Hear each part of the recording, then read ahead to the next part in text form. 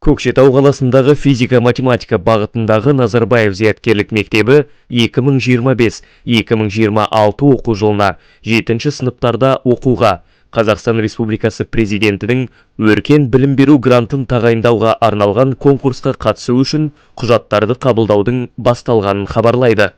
Құжаттарды қабылдау 2025 жылдың 8 қаңтарынан 11 ақпанына дейін жалғасады. Өркен гранты бұл тек сапалы білім алу мүмкіндігі ғана емес, сонымен қатар Қазақстанның болашақ көшбасшыларының қауымдастығына қосылудың бірегей мүмкіндігі. Инновациялық бағдарламалар, білікті оқытушылар мен оқуға қолайлы орта балаңыздың барлық әлеуетін ашуға көмектеседі. Кешенді тестілеу 2025 жылдың 27-28 наурызында өтеді. Асығыңыз, құжаттарды қабылдау уақыты жақындап қалды. Балаңыздың жарқын болашағын бүгін қалаңыз.